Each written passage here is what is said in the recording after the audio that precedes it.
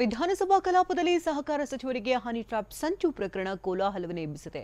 ಸದನದಲ್ಲಿ ಪ್ರತಿಭಟನೆ ಆಕ್ರೋಶ ಹೊರಹಾಕಿದ 18 ಬಿಜೆಪಿ ಶಾಸಕರನ್ನು ಅಮಾನತು ಮಾಡಲಾಗಿದೆ.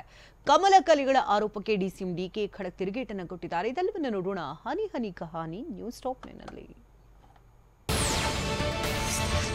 ಟಿವಿ9 ಹನಿ ಟ್ರ್ಯಾಪ್ ಸ್ಟೋರಿಯನ್ನ ಮೊದಲು ಬ್ರೇಕ್ ಮಾಡಿತ್ತು. ಸಚಿವರನ್ನೇ ಹನಿ ಟ್ರ್ಯಾಪ್ ಮಾಡಿದ ಆರೋಪ ಪ್ರಜಾಪ್ರಭುತ್ವದ ದೇಗುಲವನ್ನೇ ರಣಾಂಗಣವಾಗಿಸಿತ್ತು. ಮೊನ್ನೆಯಷ್ಟೇ ವಿಧಾನಸಭೆ ಕಲಾಪದಲ್ಲಿ ಸಹಕಾರ ಸಚಿವ ಕೆಎನ್ ರಾಜಣ್ಣ ಖುದ್ದು ತನ್ನನ್ನೇ ಹನಿ ಟ್ರ್ಯಾಪ್ ಮಾಡಲು ಯತ್ನಿಸಿರುವ ವಿಚಾರವನ್ನ ಪ್ರಸ್ತಾಪಿಸಿ ಕಿಚ್ಚು ಹಚ್ಚಿದ್ರು.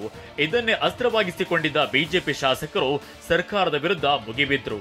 ಸದನದಲ್ಲಿ ಕೋಲಾಹಲವೇ ಸೃಷ್ಟಿಯಾಗಿತ್ತು. ಪ್ರಸ್ತಾವದ ವಿರೋಧವಾಗಿ ಇಲ್ಲ ಎಂದು ಸೂಚಿಸಬೇಕು. ಪರವಾಗಿದೆ. ಸಹಕಾರ ಸಚಿವರೇ ಹನಿ ಟ್ರ್ಯಾಪ್ ಮಾಡಿರೋ ಆರೋಪ ವಿಚಾರವನ್ನೇ ಬಿಜೆಪಿ ಅಸ್ತ್ರವಾಗಿಸಿಕೊಂಡಿದೆ. ವಿಧಾನಸಭೆ ಕಲಾಪ ನಿನ್ನೆ ಅಕ್ಷರಶಃ ರಣಾಂಗಣವಾಗಿತ್ತು. ಕಳೆದೊಂದು ವಾರದಿಂದ ಸಂಚಲನ ಎಬ್ಬಿಸಿರೋ ಸಚಿವರ ಹನಿ ಟ್ರ್ಯಾಪ್ ವಿಚಾರ ಇಷ್ಟೆಲ್ಲ ಕಾಳಗಕ್ಕೆ ಕಾರಣವಾಗಿದೆ.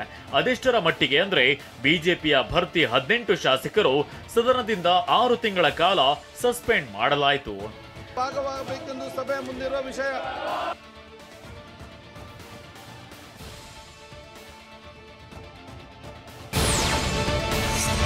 ಸದನದಲ್ಲಿ ಬಜೆಟ್ ಮೇಲಿನ ಚರ್ಚೆಗೆ ಉತ್ತರವನ್ನ ಕೊಡಲು ಸಿಎಂ ಮುಂದಾದಾಗ ಅದಕ್ಕೆ ಬಿಜೆಪಿ ಶಾಸಕ ಸುನಿಲ್ ಕುಮಾರ್ ಒಪ್ಲಿಲ್ಲ. ಹನಿ ಟ್ರ್ಯಾಪ್ ವಿಚಾರದ ಬಗ್ಗೆ ಮೊದಲು ಉತ್ತರವನ್ನ ಕೊಡಿ ಅಂತ ಪಟ್ಟು ಹಿಡಿದ್ರು. ಕಲಾಪದಲ್ಲಿ ಗಲಾಟೆ ಶುರುವಾಯಿತು.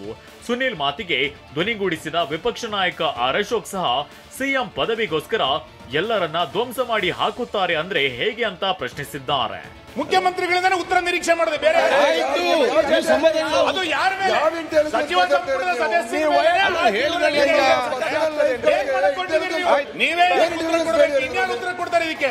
ಮುಖ್ಯಮಂತ್ರಿ ಪದವಿಗೋಸ್ಕರ ಅಥವಾ ಇನ್ನೊಂದು ಪದವಿಗೋಸ್ಕರ ಎಲ್ಲಾರನ್ನೂ ಧ್ವಂಸ ಮಾಡಾಕ್ತೀನಿ ಅಂತ ಹೇಳಿದ್ರೆ ನಾವು ರಾಜಕೀಯ ನೈತಿಕತೆ ಎಲ್ಲಿದೆ? ಇದು ಈ ಸದನಕ್ಕೆ ಒಂದು ನೈತಿಕತೆ ಹಾಳಾಗೋಗಿದೆ.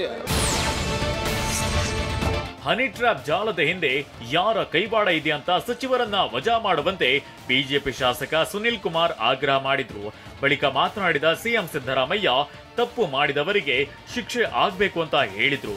ಅಷ್ಟೇ ಅಲ್ಲ, ರಾಜಣ್ಣ ಯಾರ ಹೆಸರನ್ನು ಹೇಳಿಲ್ಲ. ಹೆಸರು ಹೇಳಿದ್ರೆ ಕ್ರಮ ತೆಗೆದುಕೊಳ್ಳಬಹುದಾಗಿತ್ತು ಅಂತ ಹೇಳಿದ್ದಾನೆ. ಇದರಲ್ಲಿ ಯಾರು ಕೈವಾಡ, ನಿಮ್ಮ ಸಚಿವ ಸಂಪುಟದ ಸದಸ್ಯರೇ ಇದರಲ್ಲಿ ಕೈವಾಡ ಆಗಿದ್ರೆ ಆ ಸಚಿವನನ್ನ ವಜಾ ಮಾಡಿ ನಂತರ ನೀವು ಬಜೆಟ್ ಉತ್ತರ ಕೊಡಿ. ಇಲ್ಲ ಅಂತಂದ್ರೆ ಯಾರ ನೈತಿಕತೆಯೂ ಉಳಿಯೋದಿಲ್ಲ ಈ ಸದನದಲ್ಲಿ. ಯಾರ ನೈತಿಕತೆಯೂ ರಾಜ್ಯ ವಿಧಾನಸಭೆಯ ಇತಿಹಾಸದಲ್ಲಿ ಇಂತಹ ವರ್ತನೆ ನಡೆದಿಲ್ಲ. ಬಿಜೆಪಿ ಸಂಸ್ಕೃತಿ ಹೀನ ಪಕ್ಷ ಅಂತ ಡಿಸಿಎಂ ಡಿಕೆ ಕಿಡಿಕಾರಿದ್ದಾರೆ. ವಿಧಾನಸೌಧದಲ್ಲಿ ಮಹಿಳೆಯರ ಮೇಲೆ ಅತ್ಯಾಚಾರ ನಡೆದಿದೆ. ಬಾಂಬೆ ಬಾಯ್ಸ್ ಪೈಕಿ 9 ಜನರು ಯಾಕೆ ಕೋರ್ಟ್ನಿಂದ ತಡೆ ತಂದ್ರು ಅಂತ ಡಿಸಿಎಂ ಡಿಕೆ ಪ್ರಶ್ನಿಸಿದ್ದಾರೆ. It is a very shame, and in the history of Karnataka politics, I am here in the last 36 years. I am in this assembly. Speaker ನಡೆ ಪ್ರಜಾಪ್ರಭುತ್ವದ ಕಗ್ಗೊಲೆ ಮಾಡಿದ ದಿನವಾಗಿದೆ ಅಂತ ವಿಧಾನಸೌಧದಲ್ಲಿ ವಿಪಕ್ಷ ನಾಯಕ ಆರ್ ಅಶೋಕ್ ವಾಗ್ದಾಳಿ ನಡೆಸಿದ್ರು. ಒಬ್ಬ ಮಂತ್ರಿ ಹನಿ ಟ್ರ್ಯಾಪ್ ಆಗಿದೆ ಅಂತ ಸದನದಲ್ಲಿ ಹೇಳಿದ್ರು. ಸರ್ಕಾರದ ಒಬ್ಬ ನಾಯಕ ಕೂಡ ಅವರ ಪರವಾಗಿ ನಿಲ್ಲಿಲ್ಲ. ಸಿಬಿಐ ತನಿಖೆ ಆಗಬೇಕು, ಸಿಎಂ ಸಹ ರಾಜೀನಾಮೆ ಕೊಡಬೇಕು ಅಂತ ವಿಪಕ್ಷ ನಾಯಕ ಅಶೋಕ್ ಆಗ್ರಹಿಸಿದ್ದಾರೆ. ಮುಖ್ಯಮಂತ್ರಿ ಚೇರ್ಗೋಸ್ಕರ ಇದೆಲ್ಲ ನಡೀತಾ ಇರೋದು. ಮ್ಯೂಸಿಕಲ್ ಚೇರ್ ಕಾಂಪಿಟೇಷನ್ ಅಲ್ಲಿ ಕಾಂಗ್ರೆಸ್ ಅವರು ಮುಳುಗಿದ್ದಾರೆ. ಅದರಿಂದ ಇದು ಚೇರ್ಗೋಸ್ಕರ ನಡೀತಾ ಇರುವಂತ ಒಂದು ಟ್ರ್ಯಾಪ್. ಪಕ್ಷದ ಹೈಕಮಾಂಡ್ ಮೊರೆ ಹೋಗಲು ಸಚಿವರು ಪ್ಲಾನ್ ಮಾಡಿದ್ದಾರೆ.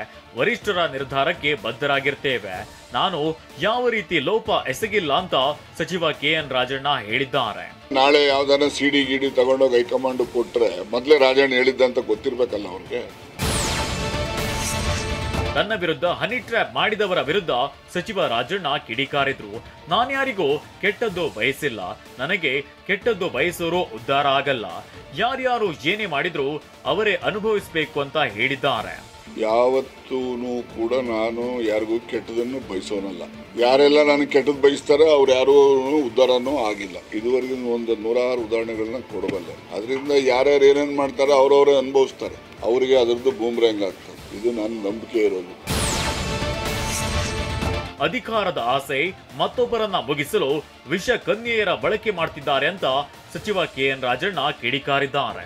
ವಿಷಕನ್ಯೆಯರು ಎಲ್ಲಿಂದ ಹುಟ್ಟಿದ್ರು? ಅವರು ಮಾನವ ಜನ್ಮ ಬರ್ತಿದ್ದಂಗೆ ಭೂಮಿ ಮೇಲೆ ವಿಷಕನ್ಯರ ಜೊತೆ ಬೆಳ್ಕೊಂಡ್ ಬಂದಿದ್ದಾರೆ. ಏನಕ್ಕೆ ಬಳಸಿದ್ರು ಅವ್ರನ್ನೆಲ್ಲ? ಯಾವ್ಯಾವ ಕಾಲದಲ್ಲಿ ಯಾವ್ಯಾವ ತರಕ್ಕೆ ಬಳಸಿದ್ದಾರೆ? ಅಧಿಕಾರದ ಆಸೆಗೆ ಅಥವಾ ಇನ್ನೊಬ್ಬನ ಯಾವನೋ ಒಬ್ಬನ್ನ ಮುಗಿಸ್ಲಿಕ್ಕೆ ಇವೆಲ್ಲ ಇರೋದು ಎಲ್ಲ ಇತಿಹಾಸದಲ್ಲೇ ಬಂದ್ಬಿಟ್ಟಿದೆ.